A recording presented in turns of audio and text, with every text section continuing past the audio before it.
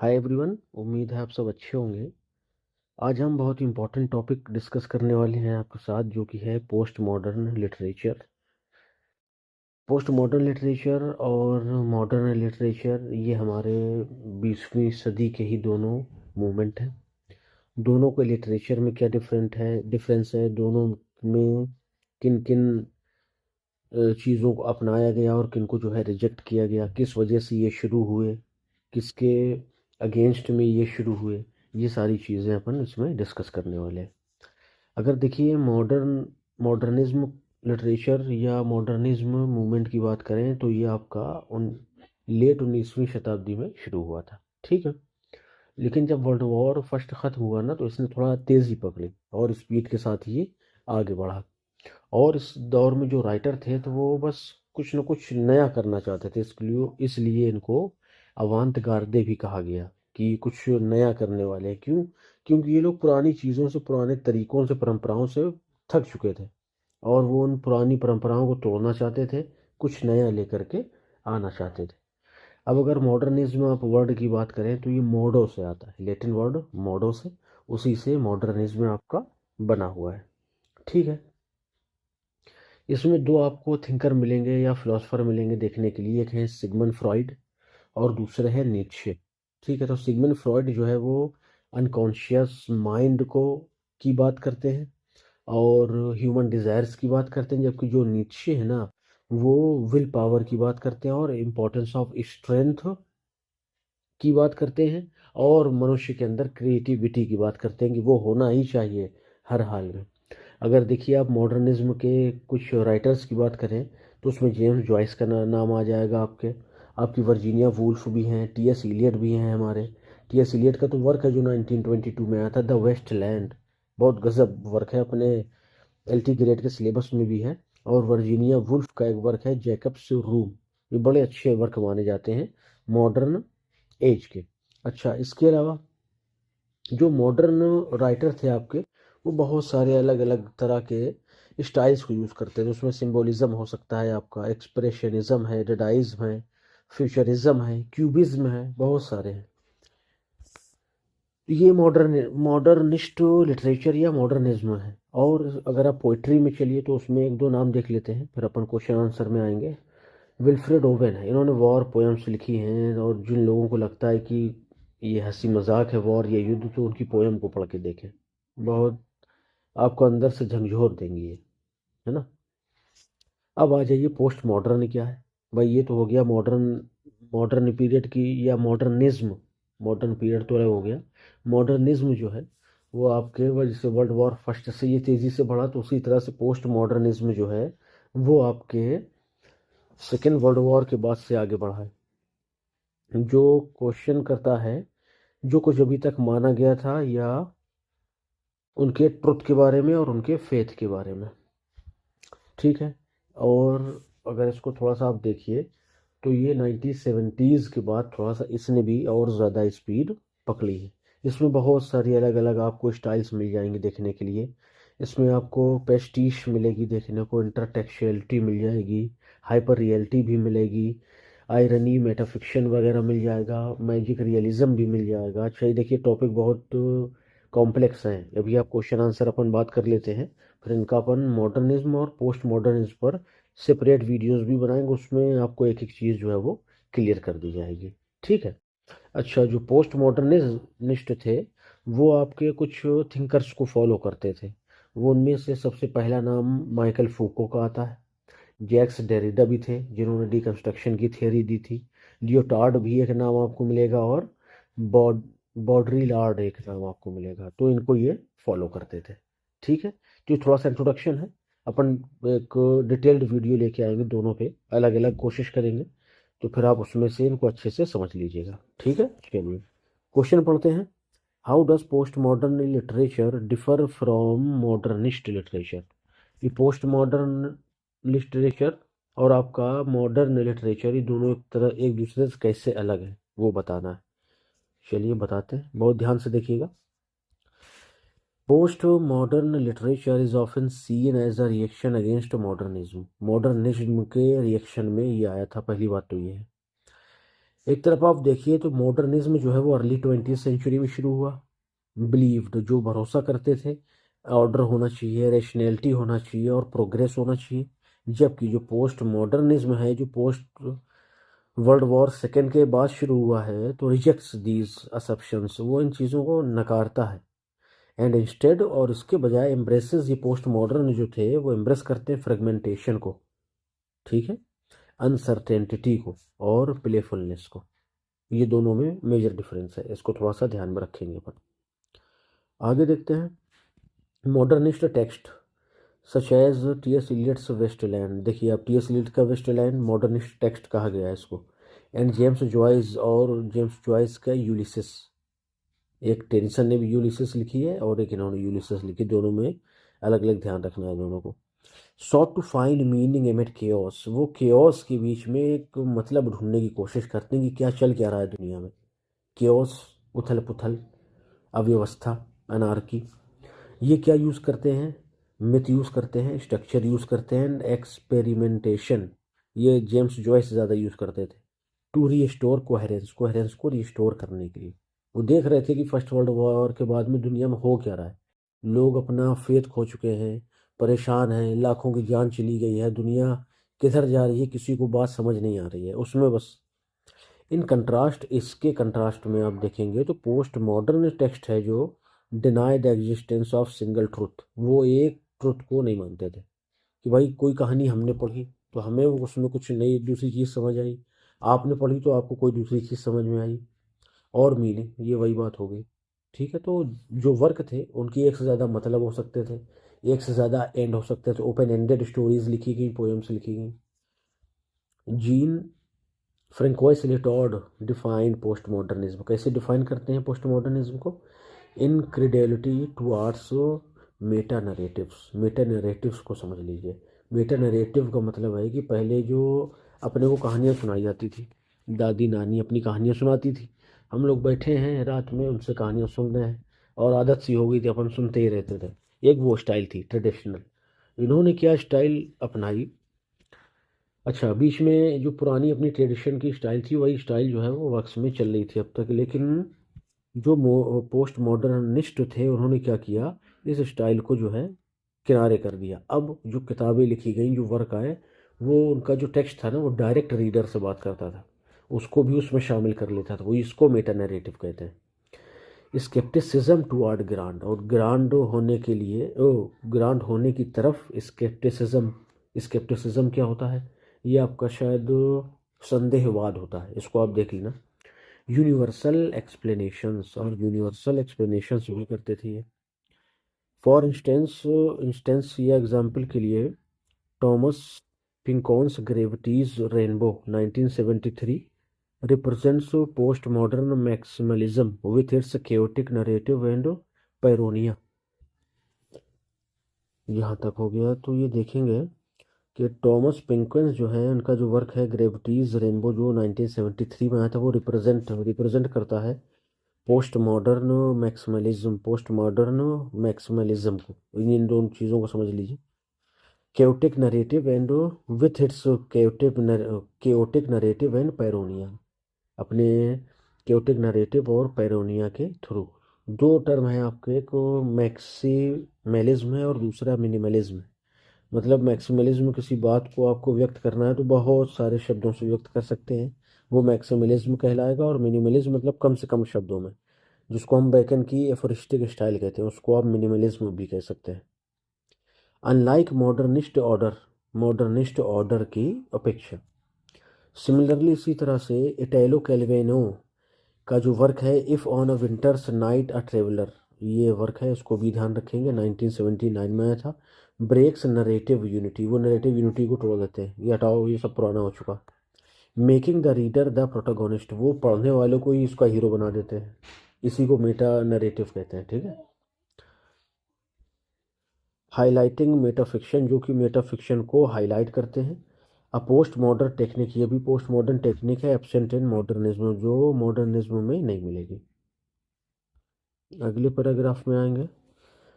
Where modernist searched for depth and authenticity, आप देखेंगे तो मॉडर्निस्ट जो थे वो डेप्थ और ऑथेंटिसिटी को ढूंढते थे।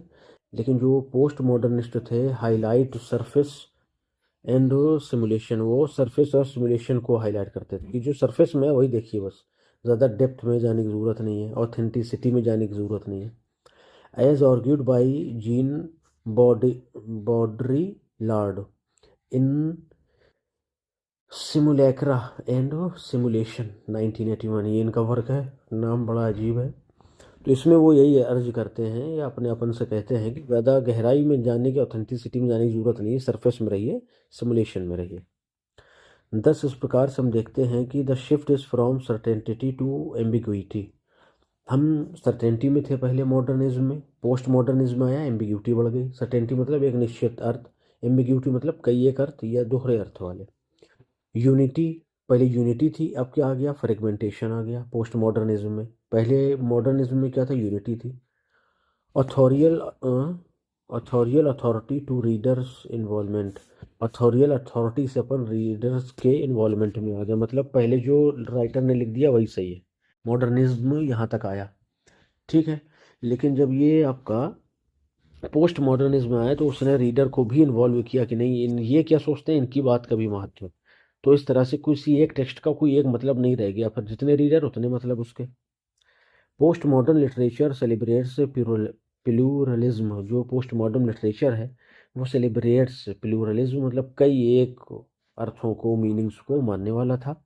आयरनी भी थी उसमें, प्लेफुलनेस भी थी, reflecting a world where truth is relative, और एक ऐसी दुनिया को ये पेश करते थे कि जहाँ पर जो सच है ना वो रिलेट करता है। रिलेटिव होने से क्या मतलब है कि हमने पढ़ा तो वो हमसे रिलेट कर गया, आपने पढ़ा तो आपसे रिलेट कर गया, किसी और ने पढ़ा तो उससे वो रिलेट कर गया। इस तरह से इन्होंने ये दिखाया। चलिए, ये तो हो गया हमारा पहला क्वेश्चन, काफ़ी हद तक बातें इसमें क्लियर हो गई हैं। जब अपन वीडियो लेकर के आएंगे तो और जो कुछ भी थोड़ी बहुत चीज़ें होंगी वो क्लियर हो जाएंगी। देखिए, इस टॉपिक को समझने के लिए पहले 2-3 बार आपको पीडीएफ पढ़नी पड़ेगी, ठीक है। उसके बाद फिर आप वीडियोस को 2-3 बार देखिएगा, बहुत आसानी से समझ जाएंगे। उम्मीद है कि इस पोर्शन से, यानी जो बात की जो मूवमेंट है उनसे आपको क्वेश्चन एलटी ग्रेड के मेंस में देखने को मिले। चलिए, अगला क्वेश्चन देखेंगे। व्हाट आर की techniques of post modern literature, post modern literature की टेक्निक मेन क्या थी वो बताना है आपको, की techniques. Illustrate with example, example के साथ बताइए। अब ये देखिए, आपको हेडिंग वाइज इसमें लिखा हुआ है ना, तो आपसे अगर इस तरह का क्वेश्चन पूछा जाए ना, हेडिंग लिखिए, 2 लाइन लिखिए, हेडिंग लिखिए, फिर 2 लाइन, फिर हेडिंग, फिर 2 लाइन, इस तरह से आप एलाबोरेट कर दीजिए बढ़िया, चाहे 125 शब्दों में पूछा जाए या 200 शब्दों में पूछा जाए। अच्छा, एक चीज़ और देखिए, ये अक्सर जो अपने क्वेश्चंस हैं ये 200 शब्दों वाले हैं, यानी लॉन्ग से भी लॉन्ग वाले हैं, ठीक। तो जब इनको तैयार कर लेंगे तो 125 लिखना आपके लिए बिल्कुल आसान होगा। अलग अलग के चक्कर में पढ़ेंगे तो थोड़ा सा हो सकता है कि वहाँ पर जो एक्सप्रेस किया गया हो वो थोड़ा सा मटेरियल अलग हो, और 200 शब्दों वालों को अलग कर ले बढ़ाने के लिए, तो कंफ्यूज हो सकते हैं। 200 वाले पढ़िए, उन्हीं को अपने हिसाब से 125 में कन्वर्ट कर लीजिए, ठीक है। उसके लिए क्या करना पड़ेगा, डीपली पढ़ना पड़ेगा आपको। पीडीएफ्स को पढ़िए, वीडियोस को देखिए, पीडीएफ पढ़िए, वीडियोस देखिए देखिए, फिर पीडीएफ पढ़िए, फिर वीडियोस देखिए, तो फिर जो चीज़ें निकल के आएंगी ना, ऑटोमेटिकली आपसे अगर वो 300 शब्द भी कहेगा ना तो फिर आप, अच्छा, अब जब शब्दों की बात आई गई है तो यहाँ पर ये टेक्निक भी एक बार हम और जो कर लेते हैं डिस्कस। आई, एम और C. I for introduction, M for main answer and C for conclusion, ठीक है। तो जब आप इस थियरी से लिखेंगे तो आपको हेडिंग नहीं डालना कि इंट्रोडक्शन हेडिंग डाली, फिर मेन आंसर की हेडिंग डाली, फिर उसके बाद लिखा, और फिर कंक्लूजन की, नहीं। आपको सिर्फ करना क्या है, आंसर की शुरुआत में इंट्रोडक्शन दिया, पैराग्राफ चेंज उसमें भी होना चाहिए, 2-3 शब्दों की जगह छोड़ करके शुरू करिए, वो आपका इंट्रोडक्शन खत्म हो जाए, पैराग्राफ चेंज करिए, फिर मेन आंसर लिखिए, फिर पैराग्राफ चेंज करिए और कंक्लूड कर दीजिए उसको, ठीक है। इंट्रोडक्शन में राइटर का नाम और जो वर्क है उसकी डेट ऑफ पब्लिशिंग आप लिख सकते हैं, उसकी थीम बता सकते हैं, एक आध कैरेक्टर को बता दीजिए, मेन कैरेक्टर प्रोटोगोनिस्ट को बता दीजिए। मेन आंसर में जो आपसे पूछा गया है उसी पे फोकस रखिए जो क्वेश्चन में दिया है। इसके बाद जो कंक्लूजन होगा तो जो आपने मेन आंसर लिखा है, कंक्लूजन में उसको बस आपको कंक्लूड कर देना है, ठीक बात है। वो मेन आंसर से अलग नहीं होना चाहिए, कहने का मतलब ये है कि मेन आंसर आपका कोई बात बता रहा है और आपने कंक्लूड उसको दूसरे स्टाइल में कर दिया, स्टाइल मतलब शब्दों में, कि उन दोनों का मतलब ही अलग हो गया, ठीक है भाई। उम्मीद है ये थोड़ा सा आपको काम आएंगी चीज़ें। वही थोड़ा सा देखिए, शेयर करते रहिए, लाइक करते रहिए, चैनल को सब्सक्राइब करते रहिए, ठीक है, ताकि हम लोग भी ग्रोथ करें, हमारा फॉर्चुनेटोज का जो फैमिली है वो भी खूब बढ़े, खूब फले फूले, ठीक है, और हम आपकी सेवा करते रहें, ठीक है भाई। चलिए आंसर देखेंगे अपन। Post modern literature is marked by experimental techniques that disrupt traditional story telling.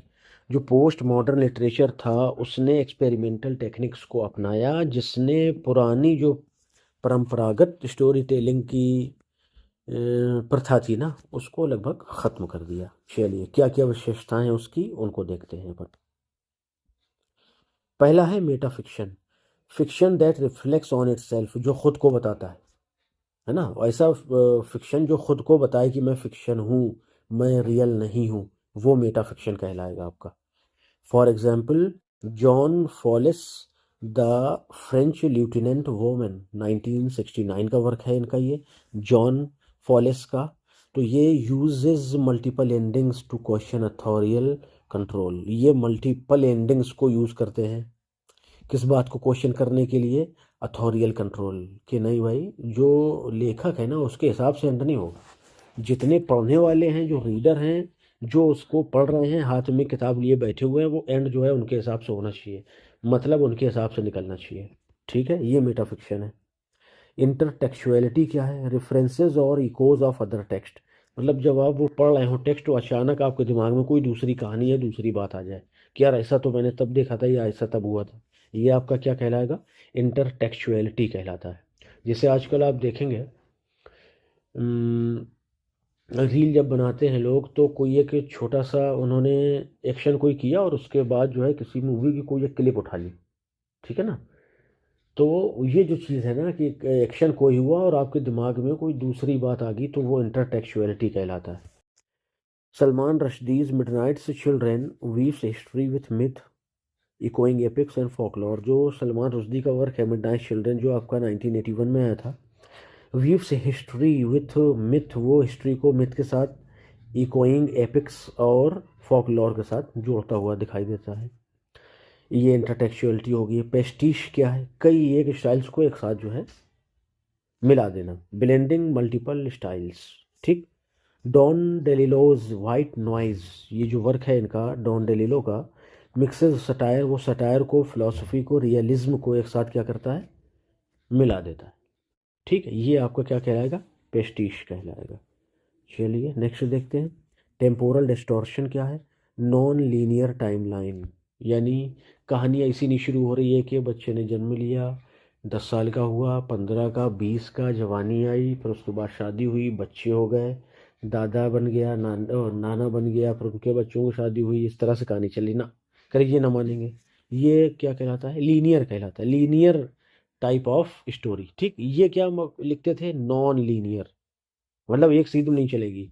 करे अभी तुम उस कितने साल के हो, 60 साल के, चलो पीछे, कहाँ, जब तुम 20 साल के थे वहाँ क्या कर रहे थे आप, आपने क्या किया, जब आप 10 साल के थे तो स्कूल में आप क्या कर रहे थे, जब आप 18-19 साल के थे कॉलेज पहुंचे तो आप वहाँ क्या कर रहे थे। ये सब तोड़ तोड़ के कहानी को अलग अलग दिखाना, कि कोई एक लीनियर पैटर्न नहीं है कि शुरू से चल रहा है ना, 20 से उठा के एक तो आ जाएंगे किनारे पर, फिर किनारे से फिर शुरुआत में आ जाएंगे, ठीक है, ये आपका टेम्पोरल डिस्टॉर्शन या नॉन लीनियर टाइमलाइंस कहलाती हैं। सी नील, ये कहाँ दिखाई देता है, कर्ट वोनेगेट्स स्लॉटर हाउस में दिखाई देता है, स्लॉटर हाउस 5 में, जो 1969 में आया था। देखिए वर्क उनकी ईयर नोट करते जाइए, किसमें क्या बताया गया है, बहुत ज़बरदस्त आंसर होगा आपका जब आप लिखेंगे, है ना। यहाँ तक कि हम नहीं झिझक रहे हैं ये कहने में कि आपको 12 में से 13 नंबर मिल सकते हैं, तो हो सकता है। जैसे ये जो है, ये इमेजिनेशन में है, अपन भी इमेजिन कर सकते हैं। मतलब देखिए क्या है कि जब आप एग्जाम्पल देंगे ना वक्स का, तो फिर वो अलग ही उसका इम्प्रेशन होगा, उसका इम्पैक्ट अलग होगा। 12 में 13 नहीं तो 12 में 12 तो मिल जाएंगे। खूबसूरत लिखिए। चलिए, where time moves in fragments, जहाँ टाइम जो है वो टुकड़ों में चलता है। आज अभी 60 साल के हैं, 10 मिनट कहानी चली, फिर 20 साल में आ गए, वहाँ जवानी की 10 मिनट दिखाए कहानी, ये कॉलेज में ये कर रहे थे, उनसे बात हो रही थी, एक पार्टी चल रही थी, फिर उठा करके बुढ़ापे में ले आए, फिर बुढ़ापे से सीधे 8 साल 10 साल के बचपन में ले आए। ठीक है, ये आपकी जो क्या है, टेम्पोरल डिस्टॉर्शन है।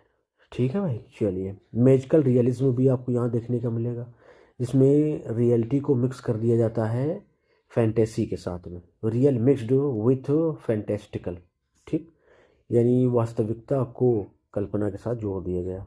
टोनी मॉर्सन का वर्क है बिलवेड, 1987 में तो यूजेस घोस्ट, वो घोस्ट का इस्तेमाल करते हैं और मेमोरी का, याददाश्त का इस्तेमाल करते हैं, यादों का, टू नरेट ट्रॉमा, ट्रॉमा को दिखाने के लिए, कोई शौक दिखाने के लिए। मैक्सिमलिज्म एंड मिनिमलिज्म, अभी अपन ने बात करी थी ऊपर, इसको अब अच्छे से देख लेंगे। पिंकन्स ग्रेविटीज रेनबो एम्ब्रेसेस एक्सेस, वो बहुत ज़्यादा शब्दों का इस्तेमाल करते हैं अपनी बात को रखने के लिए। Bret Easton Ellis American Psycho, ये uses minimalist style to highlight emptiness, इंसान के एम्प्टीनेस, खालीपन को दिखाने के लिए कम से कम शब्दों का इस्तेमाल करते हैं। ठीक है, तो ये दो चीज़ें हैं, मैक्सिमलिज्म ज़्यादा शब्दों का इस्तेमाल करना, ज़्यादा घेराबंदी करके आना, पहले बीट अबाउट बुश करना, उसके बाद सेंटर पे आना। मिनिमलिज्म क्या है, direct centre, no beat about the bushes.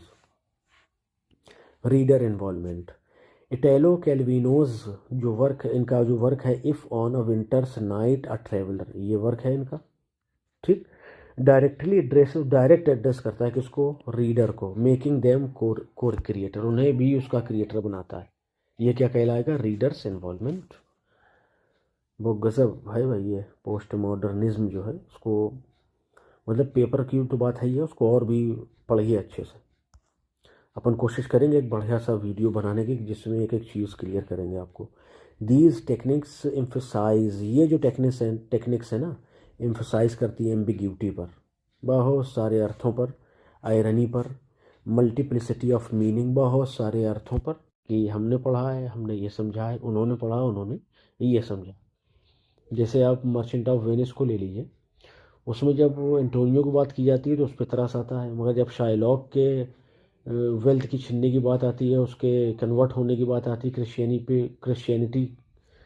Christianity में, और उसका आइसोलेशन की बात आती है, फिर उस पर तरस आने लगता है। तो अलग अलग लोग जब उसको, अपन भी जब उनको अलग अलग तरह से पढ़ेंगे ना, तो दोनों तरह की फीलिंग आएंगी, और जब अलग अलग लोग पढ़ेंगे तो फिर वो फीलिंग ही अलग होगी।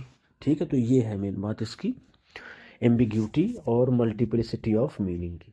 ठीक है, reflecting a post modern belief, ये पोस्ट मॉडर्न बिलीफ को रिफ्लेक्ट करते हैं। That stories are not fixed but open ended, कि जो इनकी कहानियाँ हैं वो कोई फिक्स एंड वाली नहीं है कि बस ख़त्म, नहीं, ओपन एंडेड होगा, कि जो पढ़े वो अपना एंड खुद डिसाइड करे, वो उसका अर्थ, उसका मतलब खुद अपने से समझे। ठीक है, चलिए, तो ये 2 क्वेश्चन थे आपके। कोशिश तो हमने की है कि आपको अच्छे से समझाया जा सके, और उम्मीद है कि आपको समझ भी आया होगा, वीडियो पसंद भी आया होगा। तो लाइक करिए भाई थोड़ा सा, है ना, आप लोग देखते खूब हैं लेकिन लाइक कमा रहे हैं, थोड़ा सा लाइक में ध्यान करिए, शेयर करते रहिए, सब्सक्राइब कर लीजिए। और इनके आपकी पीडीएफ जो है वो टेलीग्राम में ऑलरेडी सेंड हो चुकी हैं, पीडीएफ को निकलवा लीजिए या मोबाइल में पढ़िए, फिर उसके बाद में वीडियोस को देखिए। ठीक है, अब अपन अगले सेशन में क्वेश्चन नंबर 3 से शुरू करेंगे। ठीक, तो ये धीरे धीरे करके आपका पूरा सिलेबस, कोशिश करेंगे कि मई में पेपर है तो अप्रैल लास्ट तक, यानी मई शुरू होने से पहले पहले अपन पूरा सिलेबस क्वेश्चन आंसर्स की फॉर्म में आपके साथ में कंप्लीट कर लें, आपकी तैयारी करा दें, आपका सिलेक्शन करा दें, आपसे कुछ दुआएं मिल जाएं, हमारा चैनल बढ़िया फले फूले, और फिर मज़ा ही मज़ा है, आपका भी हमारा भी। ठीक है, चलिए मिलते हैं नेक्स्ट वीडियो में। अच्छा भाई, फिर से बता दिया जाए आपको, हर वीडियो में तो बताते ही हैं कि टेलीग्राम और व्हाट्सअप लिंक आपको डिस्क्रिप्शन में मिल जाएगा, ज्वाइन कर लीजिए, आराम से पढ़िए, कुछ दिक्कत हो तो कमेंट बॉक्स खुला है, कुछ कमी लगा करे, कोई सजेशन हो तो कमेंट में बिल्कुल बताइए, उस पर हम बिल्कुल ध्यान देंगे। ठीक है, चलिए मिलते हैं नेक्स्ट वीडियो में, till then bye bye, thank you.